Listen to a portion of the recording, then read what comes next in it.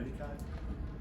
Okay, well, great. So now what we thought we'd do is tell you in more detail about a couple of the projects that we have going on in the lab. To kick it off is going to be Elizabeth Cisneros, who's in her third year in the PhD program here. She came to us by way of UC San Diego, and she's doing some really cool work. Actually, much of her work's actually focused on changes that occur with aging in terms of motor performance and skill acquisition. But as part of that work, she's also involved in some of the neuropsychological studies involving people with ataxia, cerebellar degeneration, and people with Parkinson's disease, and that's what she's going to highlight today. So take it away. All right, hi everyone. Thank you again for being here today. Do the mic, please. Oh, is it not loud enough? I have it right here. Should I just hold it? Does that microphone work? Do you notice? Yeah. Oh, yeah. I'll probably just hold it closer. Or if you just hit it up. Is that okay? Yeah, that's Yeah? Okay. And if she gets quiet, you know, be careful. If you shout out louder, say that once, and really big. Yeah, I need to work on my outdoor voice. Yeah, like Rich mentioned, today I'm going to be talking about the basal ganglia in motor learning and its implications for Parkinson's disease. So to start us off, as Rich mentioned during his talk, a main goal of our lab is to understand how these deep ancient areas of the brain known as subcortical structures contribute to movement and cognition. And two key subcortical structures that we focus on are the basal ganglia and the cerebellum, which are both prominent motor regions in the brain. And damage to the basal ganglia, as you guys know, is known as Parkinson's disease, and damage to the cerebellum is known as cerebellar ataxia. And both of these neurodegenerative disorders result in deficits in motor control that are well known and well studied. However, how these disorders impact our ability to learn new motor skills or adapt our movements to a changing environment is not well understood yet. So today, we'll be focusing on the impact of these disorders, specifically Parkinson's disease, on motor adaptation. Now you may be wondering, well, what exactly is motor adaptation?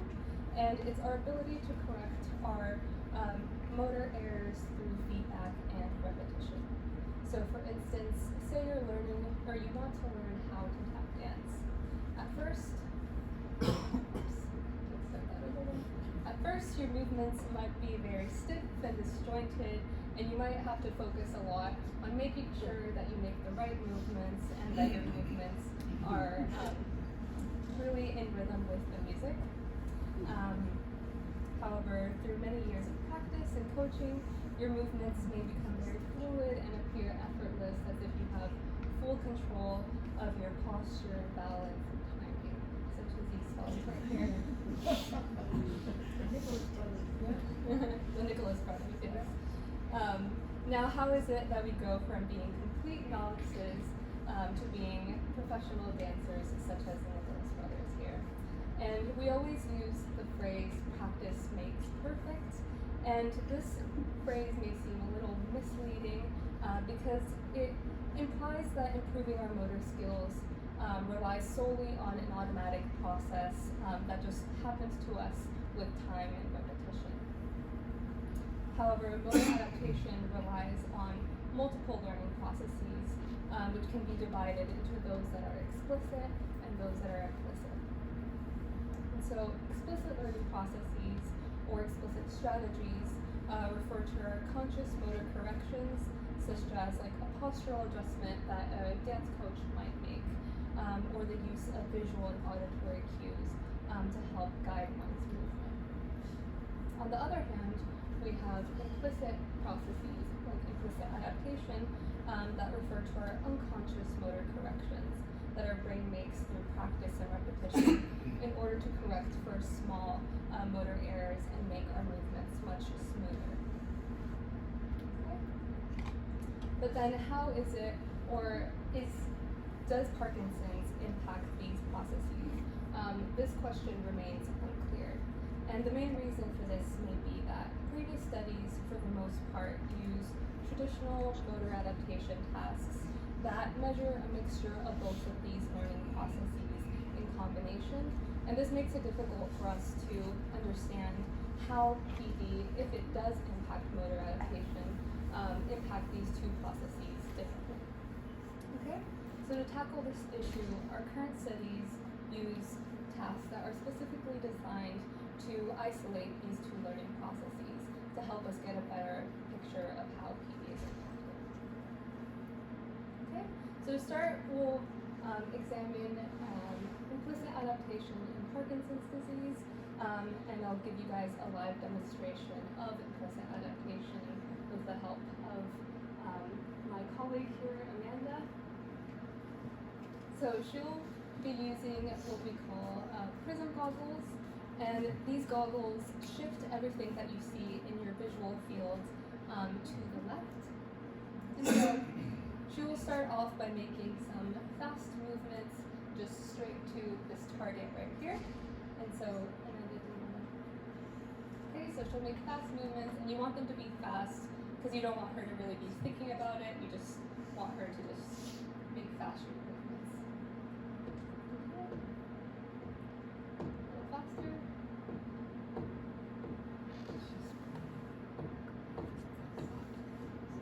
Okay. And so you can see she's aiming quite accurately to this center point here. And now she will put on the goggles and continue making these fast shooting movements. Right here. Okay. Alright. You go.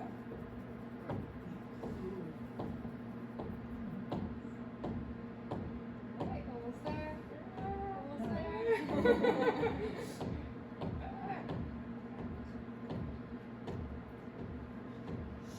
Alright, Yeah. and now we'll bring you over here and then aim straight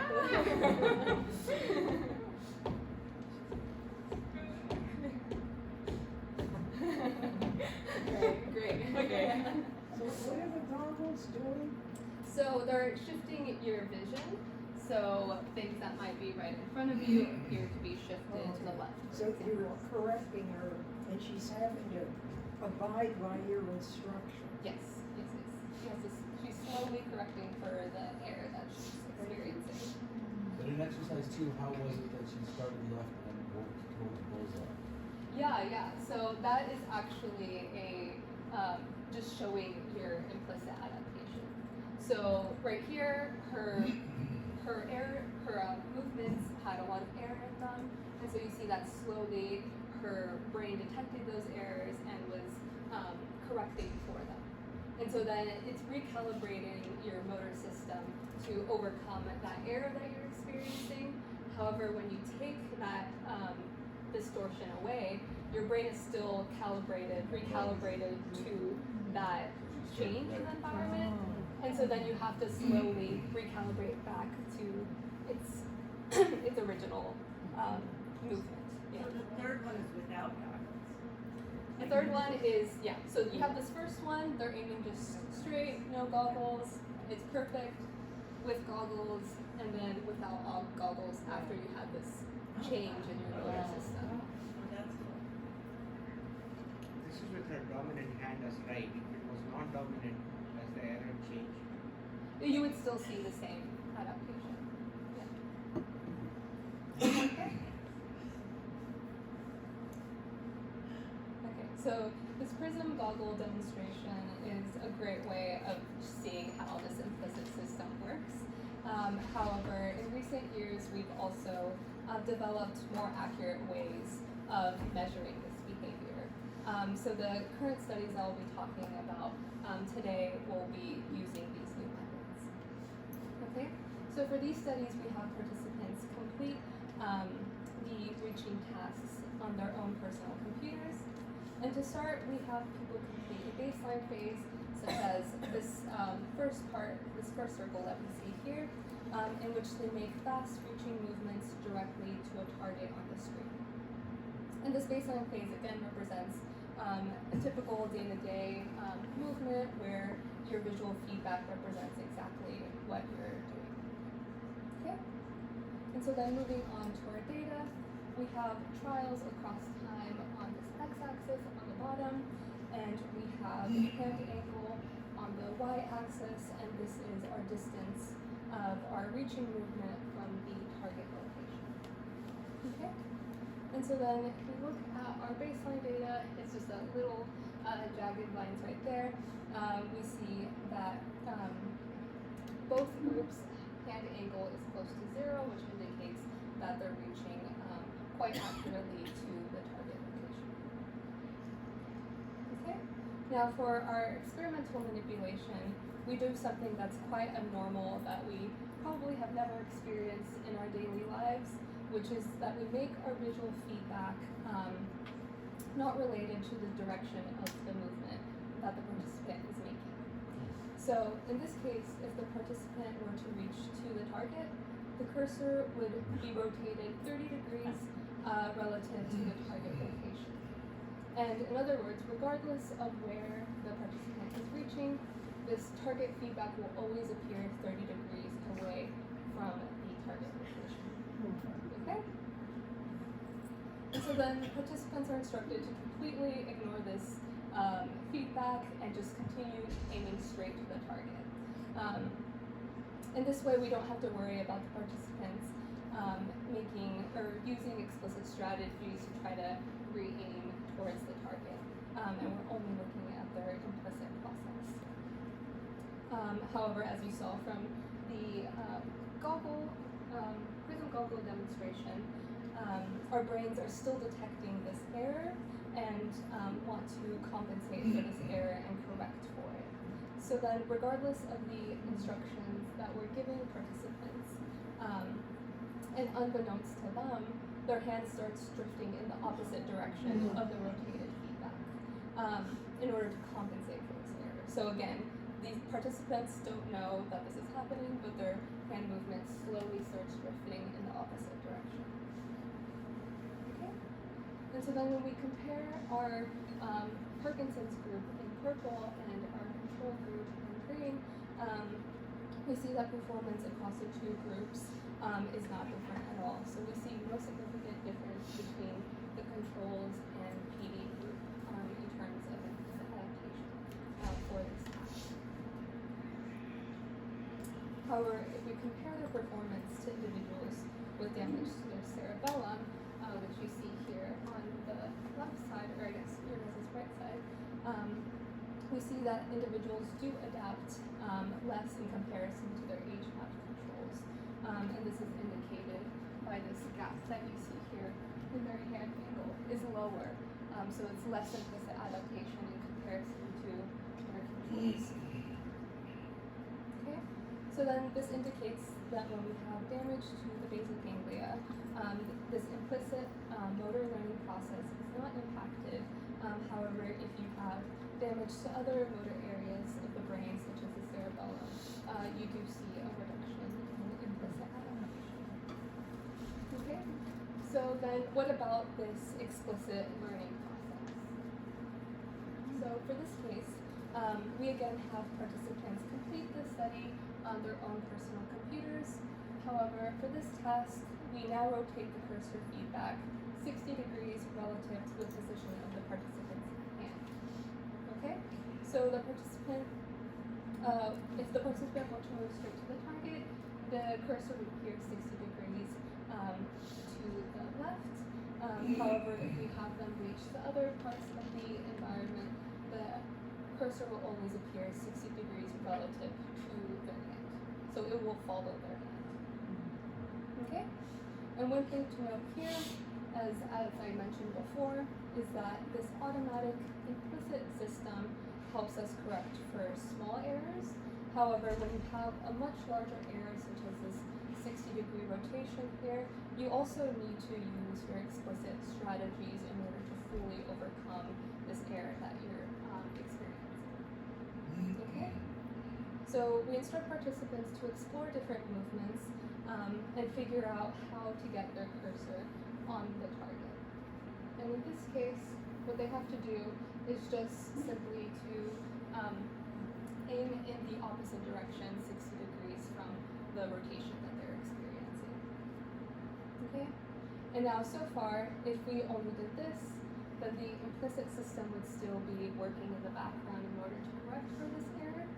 And so how we found to mitigate this problem was to delay the feedback that participants are receiving. So after they make a movement, we wait 1 second, and then we show them where their feedback landed. And this way, the implicit system is no longer really attributing that movement to, or that feedback to the movement you just made, and so then that kind of reduces the implicit adaptation. Okay? And what we found was that when you compare performance across the two groups, we again see that the PD group in orange and our control group in teal are performing quite similarly, and again, there's no significant difference in their performance across any of the tasks here.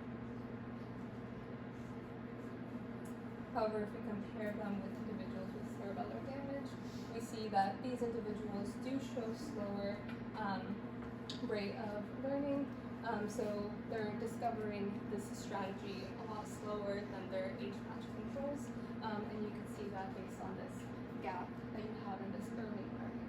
So it's taking them a lot longer to kind of figure out where to aim to get their cursor on the target. Okay. So again, we're then showing that if you have damage to the basal ganglia, you actually don't experience a deficit in this explicit learning process. However, if you have damage to, for example, the cerebellum, you do see a reduction in this explicit strategy use. Okay?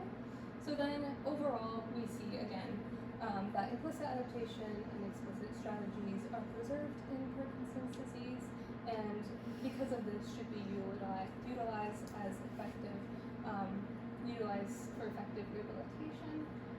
However, one thing that I want to note is that with aging, we do find an impact on these motor learning processes. So one thing just a quick thing, some of my work focuses on aging, and what we found was that there's actually a dramatic drop in explicit strategy in older adults in comparison with younger adults, and we do see an enhancement in implicit adaptation in older adults in comparison to young adults. So then, if you do find yourself having some difficulty learning new motor skills, this may not be attributed to PD, but more so attributed to natural aging and something that we all experience with age. Okay. And finally, as Richard mentioned, both of these experiments today look at participants on medication, so then future work needs to be done to examine the effects of medication on these two learning processes, just to help us get an overall better idea of how PD impacts motor learning. Okay? Quick question. When you talk about younger, Yeah, with that. Okay. When you talk about younger and older, what's kind of the age? Oh yeah, so Can I be younger?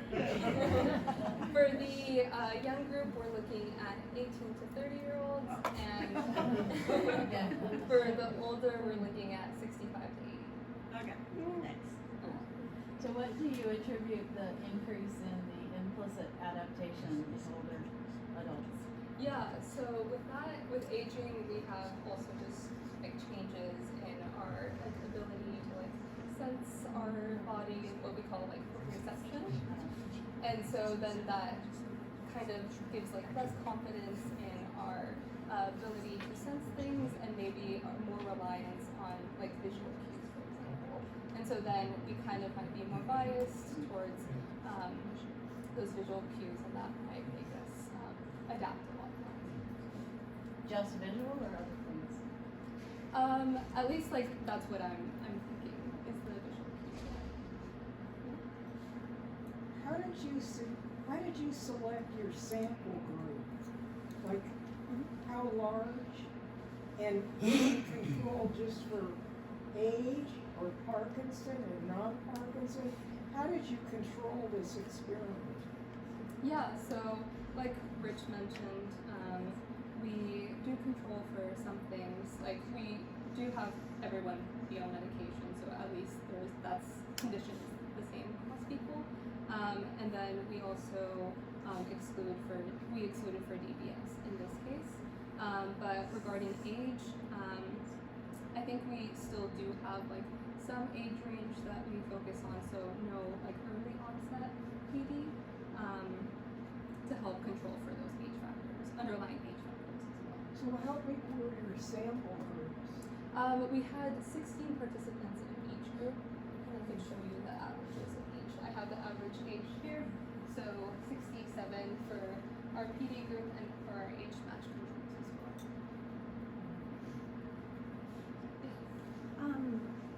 When we do special Parkinson's exercise groups that have special movements where we do much larger movements and concentrate on large movements, and I'm just curious, what are we doing when we do those large movements to our brain in regard to Parkinson's? Is it just practicing so that you get away from doing smaller movements, or are these large movements related at all to any of this information in these kinds of studies? Yeah, good question. Rich, do you have anything to add? You know, Yeah. it is an interesting question. I don't really have any sense that there's a radical difference between large and small movements. I mean, I think both are equally effective if you think about the gait problems or the finger movements. In fact, in some ways, I think it's actually the more larger movements that are more challenged in Parkinson's. But so I don't really have a sense of how one might spill over the other, or would there be benefit to having a rehab program that focuses on large versus smaller movements? I'm not aware of any sort of research that's tried to look at that sort of question. Because these groups that do these special movements in Parkinson's classes say that they have research to back up the effects of the improvements when you do those large movements. So I think it's because our movements become smaller, and then that causes us to fall and all those things, and so it's just getting used to it. it's just a practice kind of Yeah, thing. I think so. Yeah. Yeah. And keep in mind that many clinical things like that, let's say that they've done a study to say, do these types of movements, are they beneficial? Frequently, it's a comparison of those movements versus no movement. The question you're asking is sort of, if I ran a trial where I compared the large movement versus the small movement, do I see a differential benefit of the two? And very often, that kind of work isn't done. People are mainly interested, do I get a benefit? Because that's what people want. Is there a benefit? Without necessarily worrying about what's the source of the benefit. I have a question about exercise also, which is in boxing, which I participate in. You use both sides of your body, and I'm wondering, is that beneficial? I mean, is that especially? Do you think that that's productive, more productive than something like ping pong or something that's just one-handed, and one side of your body? Do you think that adds to the effectiveness?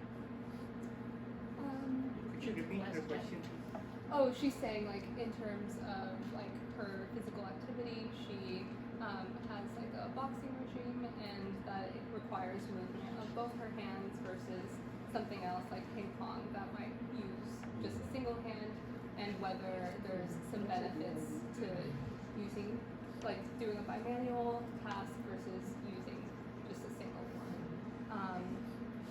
And again, I feel like I don't have I don't either, very but I would say that, like I was saying earlier about, a lot of the exercise is probably a general benefit about arousing the system to reach those thresholds, and I would imagine boxing sounds like something that would really be very arousing, and something that would really be strong activation of the motor system. So again, I don't think there's probably any research out there that's done something like systematically said is boxing more beneficial than ping pong. The same way with dance, you know, it's clearly got a lot of good evidence that this is beneficial, but it's unclear about what the specific aspects of dance are. Because again, the emphasis is, do you get a benefit, not about so much usually why you get the benefit. I think there's still big gaps in the literature on that. I think we probably need to move on. Okay. So, thank you so much, Elizabeth. We look forward to keeping up with your research and seeing what's next. And I think, Professor Ivry, you want to introduce Sabrina now? Sure.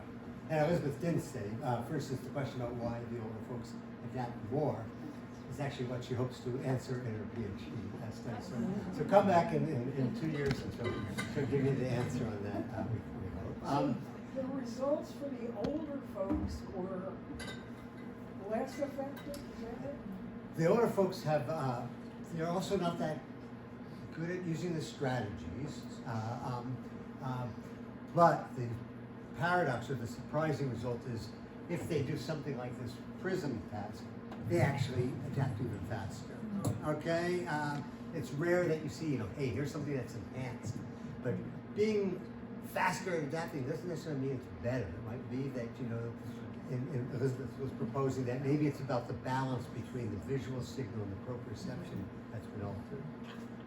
And then one other thing, while Sabrina sets up, I want to just mention is that comes out of Elizabeth's work is, in some ways you're looking at that and saying, oh, well, why did you study that? The Parkinson folks did just as well as the controls. And I think that's a very important thing in neuropsychological research is finding what isn't affected is always just as informative as finding, what is changed. And so here she's looking at two different subcortical systems and saying, how are they, they're both associated with movement and skilled movement in the literature, but what aspects are they doing? How do we differentiate between the different contributions? And that's a question that Sabrina is going to be taking up. I'm stalling for a little time for it, so it looks like she's having a brief technical, okay, there it is. So Sabrina's a postdoc. She's completed her PhD up at Simon Fraser University up in British Columbia. Interestingly, much of her work back then was more on the sort of biomechanics about how people produce efficient movements and really, but she decided that, for her postdoc, she wanted to kind of take a picture of, more about how the motor system interacts with the cognitive system, and you'll really see that in her talk today, that she's really swung in this direction about asking about, again, this relationship between cognition and action. And she's also going to be featuring kind of the other side of dopamine that maybe you've heard about, but maybe you haven't. So I'll turn it over to Sabrina. Okay, thanks, Rich. And how's my volume? Good. Is it good? Okay, it's good to be here after 6 months of planning with Todd and Monique and the organizers. It's nice to see that we've generated so much interest in the community, and I hope you guys are inspired to come work with us in the future. So of course you've all heard about dopamine. A loss of dopamine results in Parkinson's disease, and in fact you're probably taking medication that boosts this dopamine back to normal. And as Rich and Elizabeth mentioned, a loss of dopamine results in visible changes in movement. And you might also find that when you take that dopamine medication, your movement is kind of restored. But there's another side to dopamine that we have only more recently begun to appreciate. And this is how dopamine impacts cognition.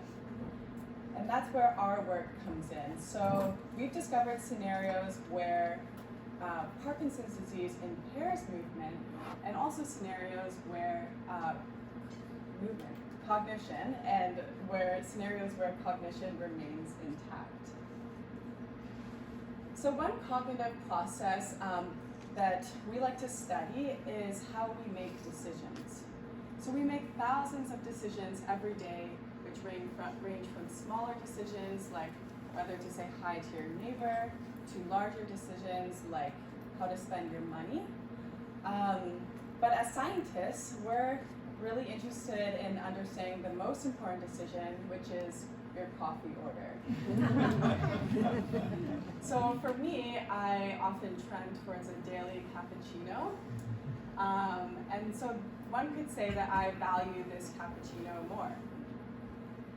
But there's an important distinction that I failed to mention here, and that is, do I not like the drip coffee on the right simply because of its bitter taste? Or is it because of that one scenario, a couple weeks ago that I spilled it all over myself and the barista at the cafe? So what I hope to convey today is that the outcome of a decision depends not only on whether you made the right choice, but also how you executed or carried out that choice.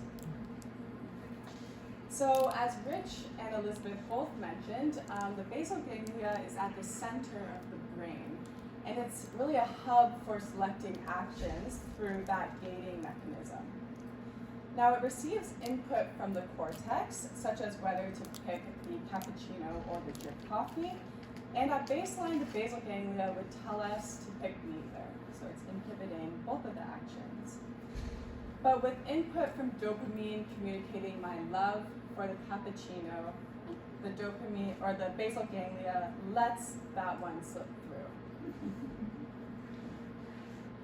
But how does dopamine communicate my love for the cappuccino? So our understanding here dates back to the late 1900s, where scientists reported from dopamine neurons in the brain, and they found a few key signatures. So first, when looking at dopamine activity over time, they found that when something good happened, they get this large increase in dopamine activity. This might be when I had my first sip of the cappuccino, for example. They also noticed that it learns to predict reward.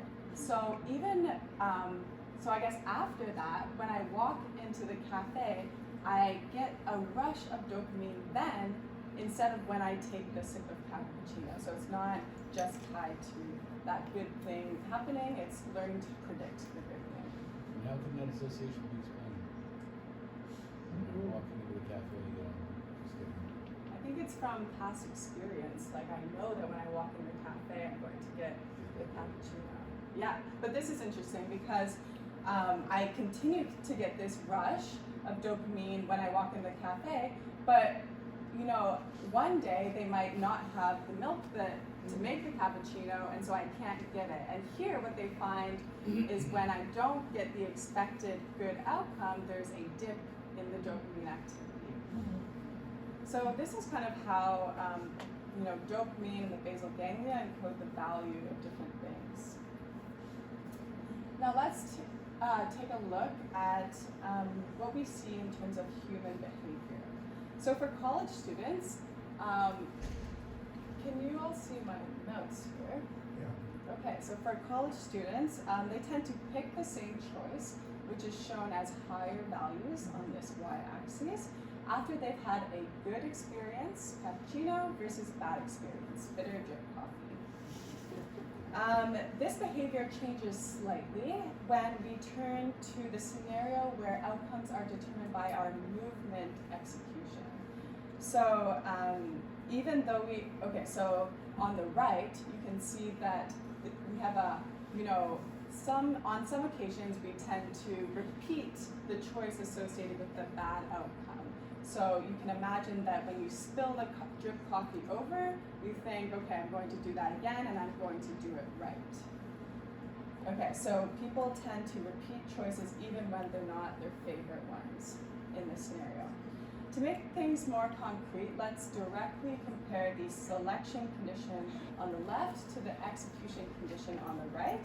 And we see that the right is higher, indicating that we're more likely to pick the same choice after an execution error versus after a selection error. And I'm going to refer to this as a response bias throughout the rest of the talk. Now, I guess none of you participated in our study, so I can't, work off that. So for those of you who haven't, the basic idea, and it's kind of similar to Elizabeth's setup, is we have people moving on a tablet while holding a pen maybe the picture on the right, which is more realistic, might help you understand. We record their hand position with the pen, and we place a screen on top of their hand so that they can't see where their hand is moving. And then we can play around with things on the screen and, according to our experiment, manipulation. So what do we present on the screen? Our task involves a simple decision between two options, a target on the right and a target on the left. So think about this as the cappuccino or the drip coffee. People make their choice by moving their hand to a target, and then they get some feedback, and this feedback can either be a nice sum of money of 10 cents or 0 cents. So you want to get as many 10-cent outcomes as possible. Now critically, we have two different groups of participants. Both of these groups complete the exact same choice, but we give them different instructions. So in one group, which we call the selection group, we tell them that the 10-cent outcome is based on a lottery, so it's completely out of their control. In the execution group, we essentially lie to participants. They can't see their hands, so they don't know, but we tell them that the outcome is based on their movement accuracy to the target. So what do I mean when I say we lied to people in the execution groups? They thought their movement accuracy was determining the reward, but the reward actually followed this complicated schedule. So on the x-axis here, we have trial number, which just shows that they made 200 choices between the two targets. And on the y-axis, we have reward probability, where a value of 1 would be 100% of the time you're getting a reward for that target.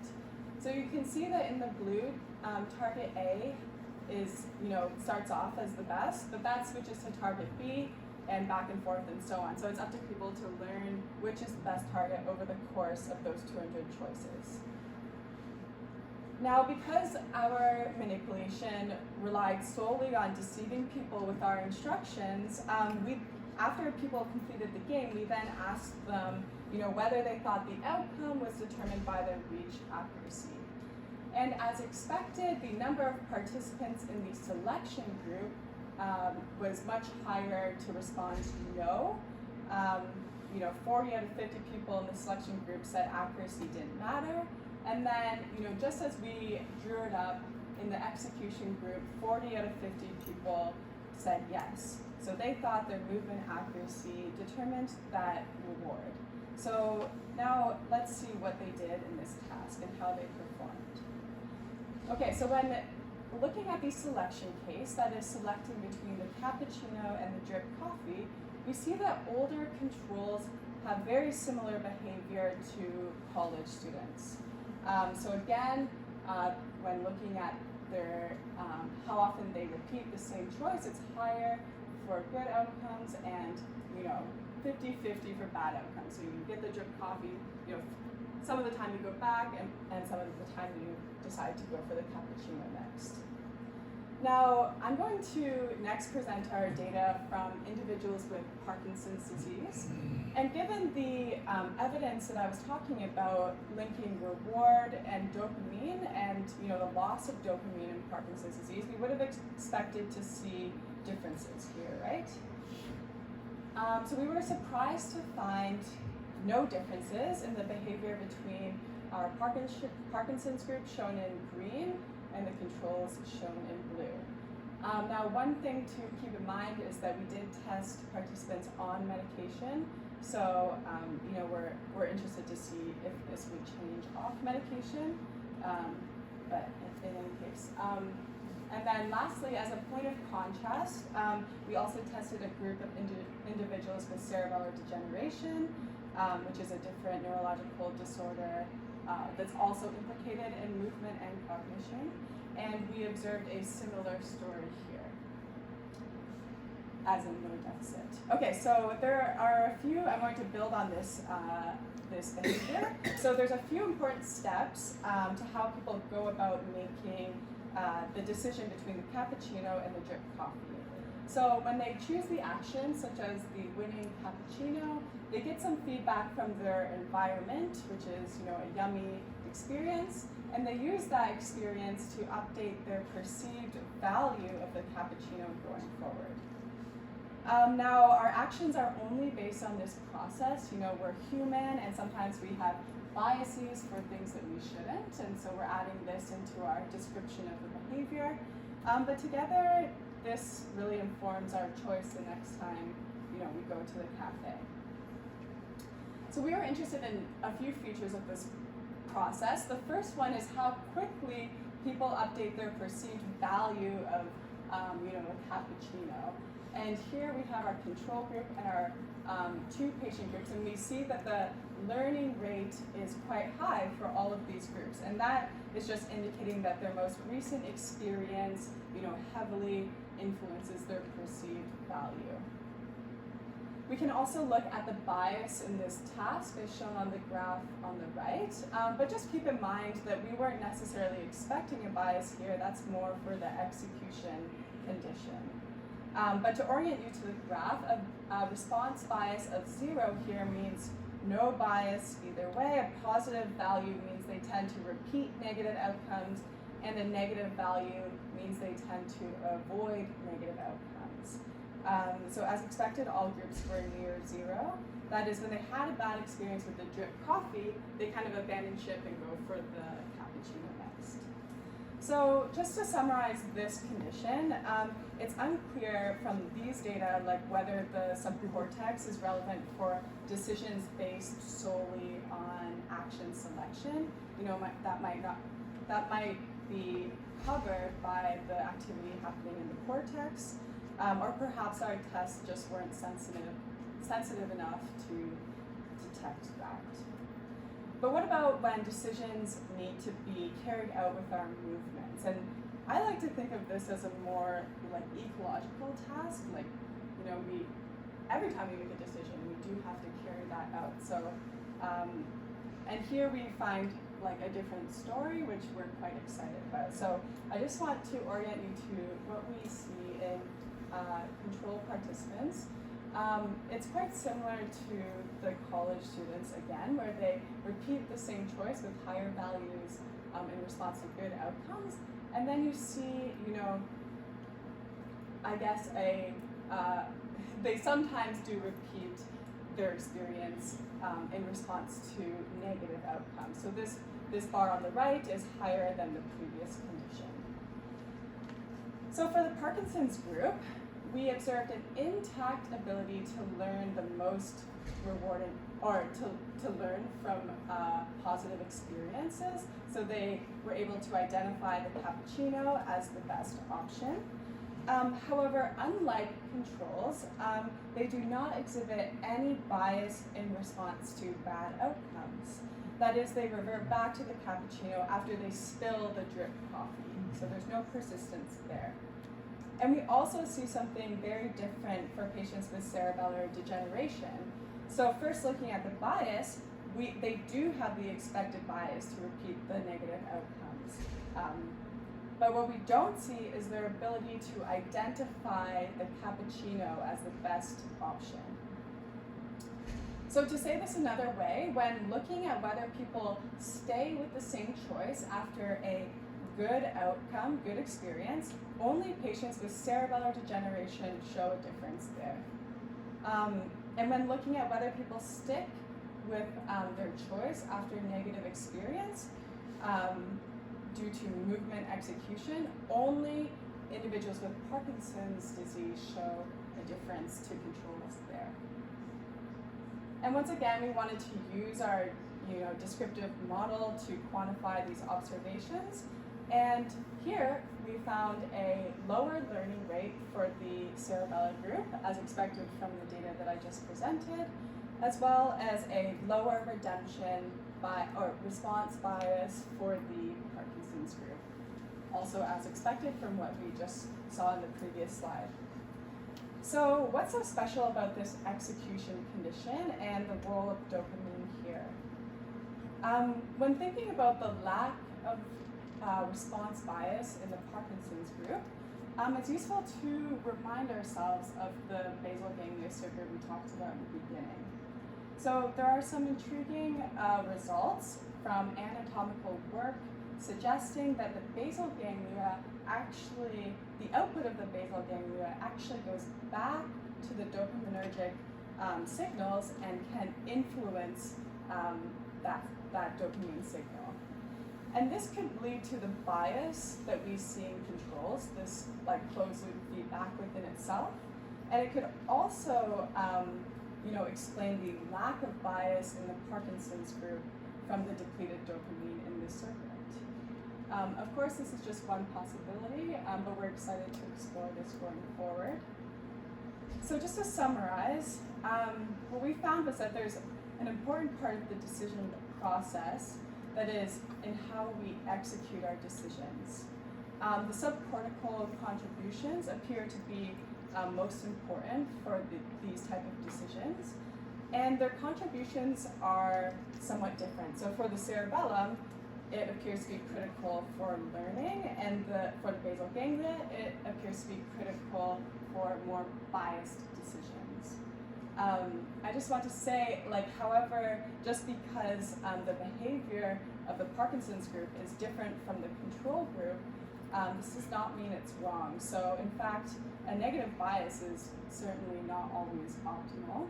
So if you have Parkinson's disease, you might be in luck in that way, you're not like banging your head against the wall trying to get a good outcome from a bad response.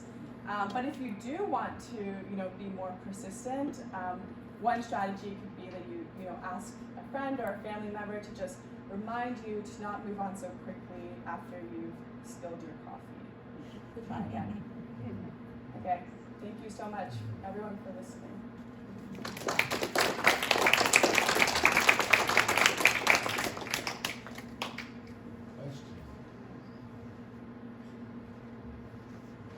They're speechless. I'll ask the question. Yeah. Is there such a thing of the research scientists to chance? I mean, is there such a thing as not having the cognitive decision-making process when you pick A or B? You just don't recall it, you just pick B. Just to repeat the question, what I interpret is in human choice, are we sometimes random? And can we detect that as scientists? Is that what you're asking? Yeah. I think we can be random, and when you enter a new environment, you have to be random, right? You don't know anything about the environment and you're just exploring.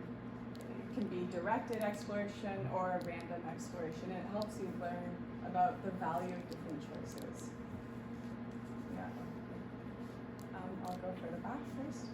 Have you done any work on the effects of computer games, computer solitaire, that sort of thing, on the production of dopamine,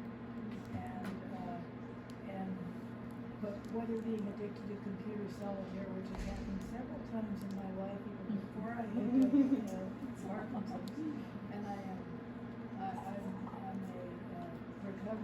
I'm in recovery, but it seems so much like an addiction. Yeah. And what are your thoughts about it? That's a good question. Dopamine and addiction is tightly linked. And how that relates to a lack of dopamine.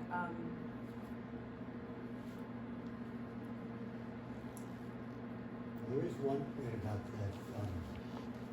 In Parkinson's, there's a few different centers in the subcortex that produce dopamine. And so the real loss of dopamine cells are primarily in this basal ganglia striatal projection. The part associated with reward is relatively spared, so there can be a difference that way. But then there's also the part you have to keep in mind is that when you take the synthetic dopamine, right, you take it as a pill, So you don't get to direct it to the part where you're missing dopamine. It goes to the other parts too. And so there's a whole literature about that. In some ways, people with Parkinson's might be overdosing on the reward type of dopamine. And that's been studied in terms of there might be some decision-making processes that are kind of hyperactive or hypersensitive to dopamine, which is, there's this very intriguing literature about that people with Parkinson's, once they're treated with medication, become gamblers. Okay? And again, it's this balance between the two sides of dopamine, as Sabrina calls it. It's a very fine balance that isn't really two separate things, that really are intimately connected, I think, as your research I think is in. This is hard to do. You had social interaction affecting the example would be exercise, what we don't do. Some of us take an intensive class for an hour a week. There is a simple thought, which is what we feel is the learning process reinforced by the social.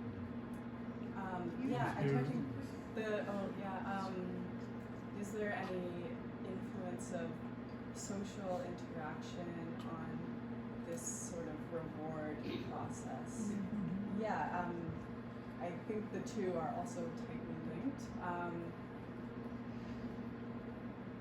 don't have too much to add to that, but maybe like being in a social situation, gives you more like reward feedback and helps you, learn better. More motivation. It'd be interesting to repeat that monkey study she described, right, where you see the dopamine signal, and do it when they always do that experiment with the monkeys by itself, but put it with its lab mate or put it with one of its competitors, and I bet that dopamine signal would be whoppingly big if there was another monkey that's a competitor in the room. Like, not only did I like that ice cream cone, but I liked it better because you didn't get it.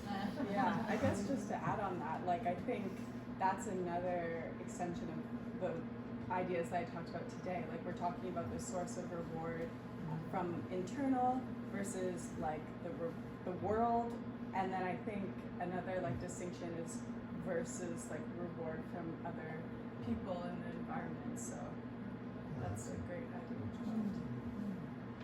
And I think you have a question.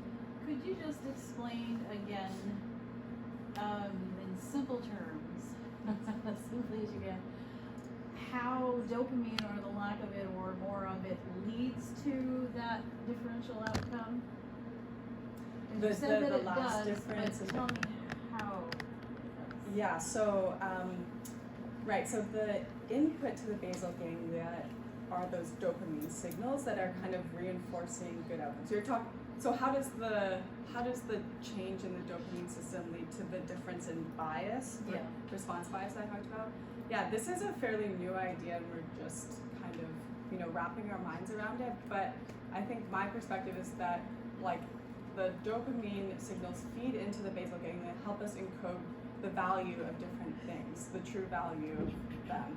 And so the idea is that the things that we select from the gating process in the basal ganglia then signals back to the dopamine that we selected it, and through that mechanism the value estimate might be slightly biased to things that we just selected. But I wouldn't stick my neck out for that hypothesis yet, but it is something that we're thinking about. These are fresh data from about 2 months ago, so first experiment or one of the first experiments of Sabrina's postdoctoral work that she will be continuing on for What's next for you, Sabrina? Are you planning any more experiments? Yes, hard to say now, but I would say if I followed up on this study, you all would have to be excluded because you know what I am doing. She's got a cool project going on she hasn't told you about, which is that when we make let's say you get that cappuccino, okay, if you chose to get the cappuccino as opposed to someone handed it to you, you like it better. Something about it. It's a choice that we made on our own volition. We value it more, and Sabrina wants to bring that whole part into this story. And now maybe I ruined it for Debbie in future studies. Yeah.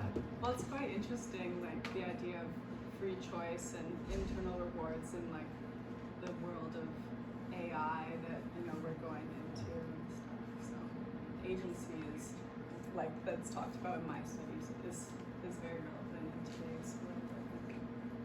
How are we doing on time? I think we're at about 12:30, so we should probably wrap up.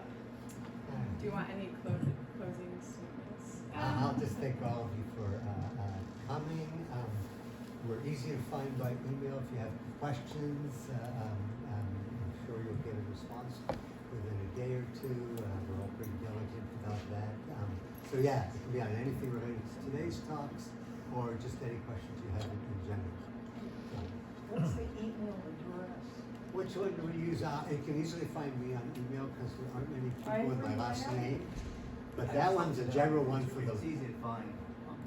So Ivry.Parkinson@berkeley.edu, but like Rich said, we have a website, or look up Rich Ivry, UC Berkeley. It'll go to his homepage, and he has his email there.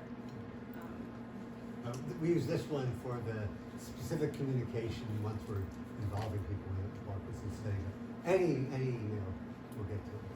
And if you check your name on the sign-up sheet, we will add you to their distribution list. And we will send like the publications of this work if you do sign up on that email sheet, sign-in sheet. Right, and all three of these presentations will be posted on the PDActive website. And the recordings, the best we can do, will be put up on the YouTube channel, the PDActive YouTube channel, in the next 2 or 3 days. And other than that, please don't forget to donate at the front table on your way out if you haven't had a chance to yet. And thank you to our wonderful hosts. Thank you. Bringing us all together in person. We had some challenges, but we did it. So thank you all for coming. Appreciate it.